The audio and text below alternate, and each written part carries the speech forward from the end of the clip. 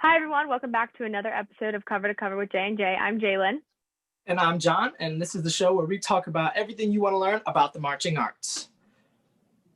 Today, we have a very special guest, somebody who is hosts the YouTube channel Spintronix with 17,000 subscribers, which is crazy. Jackie. Your final weeks for being able to sign up for We Are Here are coming quick, so you should make sure you sign up. Go to styleplus.tv/BTC to check it out. Twirlers, Battle Squad, Color Guard, dancers, and more. Have you guys seen our new web series, Inside the Shot with Chris Marr? And his first episode just dropped with Brian Rosa. I just saw it probably like a day or two ago. It was so good. I love Brian. I marched with him so many times, and he's just a great holistic person. So make sure you go watch that. It's a great show. And go and subscribe to youtube.com/StylePlusBand. Let's bring out our first guest, Jackie Brown from Spintronix. Hi. Hello. Hi, I'm here. Nice to see you guys. Nice to meet you. Yeah, definitely. So thank you so much for joining us today. Many people know Spintronix, but we are here to get to know Jackie. So 20 seconds, give us a big origin story of how you started everything and how you came to be you. that's a lot. So I started doing color guard when I was in high school. My friend Anna was like, hey, I do this thing where I spin flags. And I was just like, what is this thing? Like, how do you do it? And so she kind of taught me how to do everything. And I just went from there. Our color guard instructor showed us what drum corps was. And then our band director had march drum corps. And I just got super into it. And there's a lot of opportunities. I got to travel a lot. It basically shaped me into who I am as a person today with all of the travel opportunities and everything that I got to go do, performing for different people and different instructors and teaching different students all over the country and all over the world now too. So it's really been just a formative experience being involved in color guard in any way. Yeah. Wow. It's very nice to understand and kind of establish who the person is, because I feel like we get our scripts and we get kind of who you are a little bit, but it's always nice when we have guests on here and they kind of really tell their story and how they really started. So it was really nice to hear that. But my next question for you is kind of, what is the goal for Spintronix? I saw on your website, you guys are based out of Missouri, right? Am I correct on that? Yes. And then I saw for rural, low income and unprivileged areas, not just only in Missouri. So I kind of wanted to hear your goals and aspirations for kind of the next steps of Spintronix. So the total formation of Spintronix was I had to travel a lot. I had to go really far to get any further color guard instruction than what I had from high school. And that is not possible for most people around here. And color guard really is such a formative activity that if they're really good at it in high school and they don't have the means to travel, there was really no way for them to get more information about how to perform better or how to get into different groups or how to get scholarships or anything like that. So I really wanted to have a program that was there for those students who didn't have the funding to be able to go do those things and really wanted that advancement. And so we actually started as a camp, and we started as a weekend long camp. The kids would come in, they would sleep over, they would literally just roll out sleeping bags in the gym, and they would stay for the whole weekend. And I would bring people who I marched with or who I marched for to come and teach them here in our rural area. And then kind of it developed from that somebody said, well, I wish there was a way I could get access to these types of instructions on the internet. So that's where the YouTube channel came into play, and I started doing the instructional videos on the YouTube channel and that sort of thing. And then from there we started the independent guard, and that's located here in South Central Missouri where we're at. So we have a very low cost, competitive, independent WGI team. And so it just keeps growing. And I don't usually think about what the next step is until I'm in the step that I'm in. And I just kind of start thinking, okay, where can this go from here? Right now we're looking at, we're going to be announcing soon that we're going to be doing a virtual guard. So that's going to be really cool that we're going to involve more people like that and involve them in this virtual guard and be able to reach more people, across the country and around the world with a virtual performance opportunity too. So it's been pretty cool. That is very interesting. Yeah, so cool. That's very interesting. Next question is biggest misconception or unknown like fact about you or Spintronix. I actually asked this at one point in time, and someone told me that they thought all of our students were homeschooled for some reason. I'm not sure how they got that. Probably because we do practice a lot and we post videos every week from our rehearsals. And so it seems like a lot. So maybe they thought that we were just homeschooled. The other thing is I get a lot of people saying, look, why don't you post just stuff about you on the channel? Why are you letting other people, or why are you having other people post other things? And I think the important thing to know is that it's not just about me, it's about Spintronix as a whole. It's about everybody that's involved in this. And they're all learning. Some people are learning to be instructors, some people are learning to be performers, and they're all at different stages. And so we try to show everybody wherever they are. And then so later when they come back and put something else on our social media or wherever they're putting things, you see the improvement over time. Because that's the important thing, is not necessarily like, oh, we're going to win gold right now. It's like, well, you know, we were 4th place 10 years ago, and then we worked our way up into the next class now. So it's definitely that showing the process over time. Yeah. That's very interesting. That was really interesting to hear, especially because homeschool is interesting. And to think that's really, it's a weird one to come out of kind of a misconception. Our next step, I think John is going to possibly ask you. Yes. I have a little challenge that I give everybody that's in the color guard world that we interview. If you can stop what you're doing now and go outside and throw me a cold 6. It's kind of yucky outside, but I'll see what I can do. Good luck. God, it is cold outside. I know that's not what you meant whenever you said cold 6, but I've got the cold part down.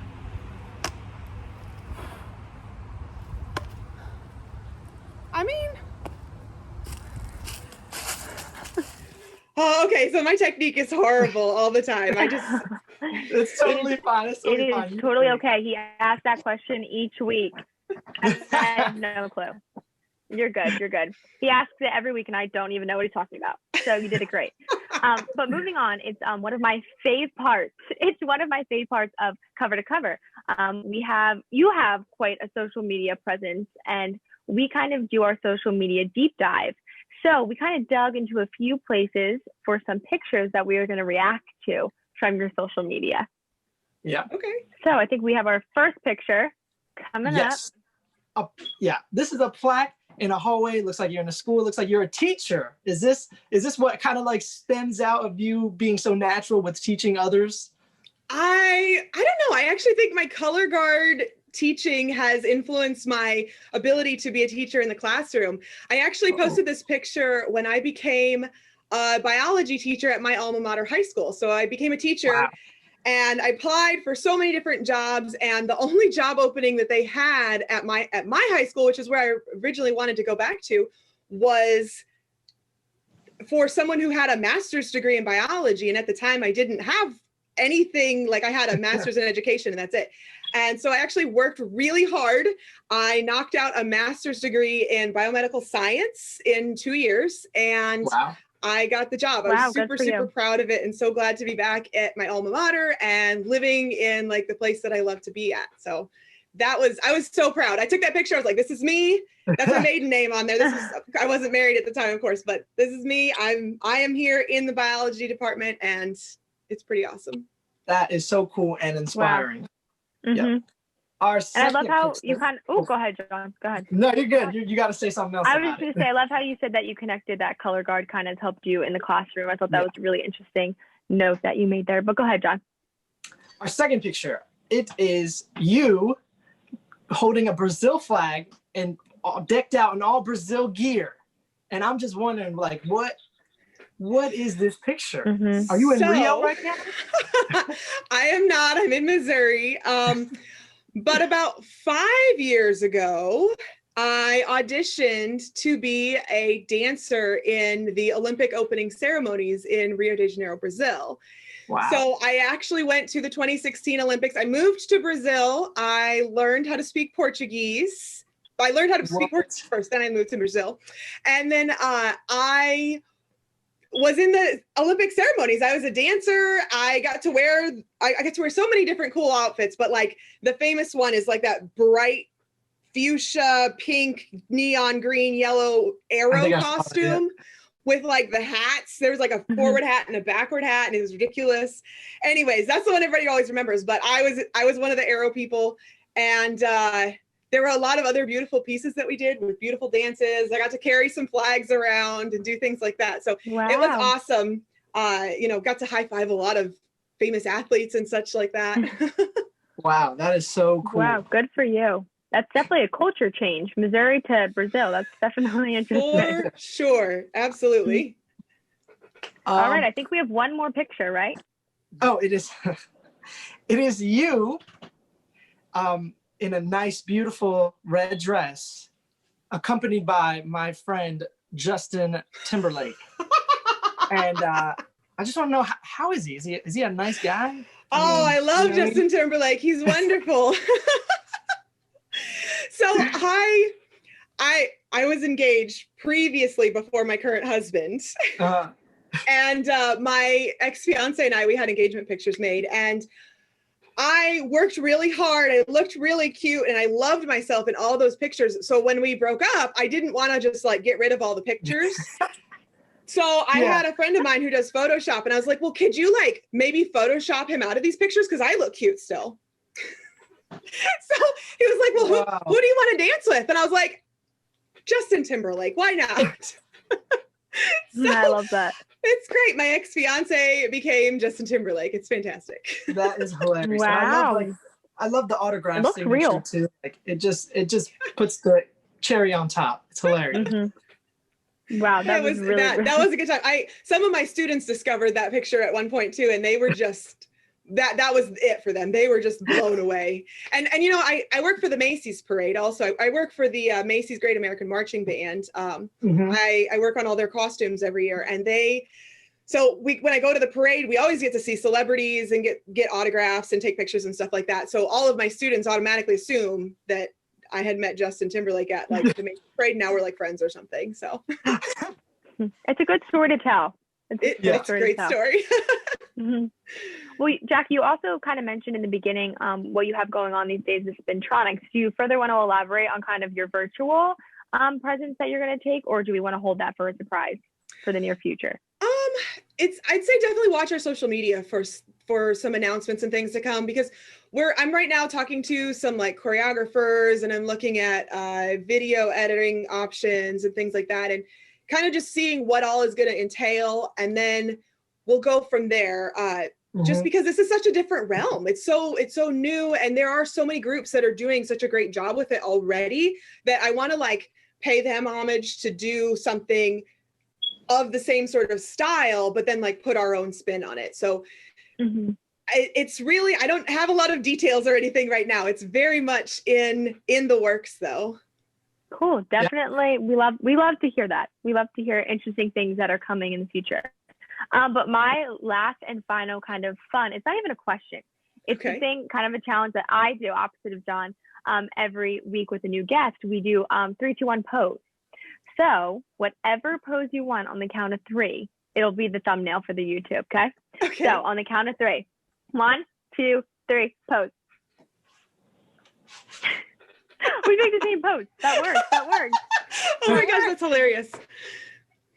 Thank you so much, Jackie. It was so nice meeting you. But I think John's going to wrap us up for this episode. Okay. Thank you so much for coming. It was so fun, nice to get to know you and meet you. For everyone out there, please like and subscribe to this channel. We want you a more subscribe. You got Style Plus Band, Spintronix Guard. Go over there. At Instagram, go to Style Plus _band, and then Spintronix. Go follow them. It was so nice to meet you again. Yes. You can also check out their website, www.spintronixguard.org. So it was so nice meeting you, Jackie. Thank you so much for coming on our show today. You too. Thanks for having me. Thank you.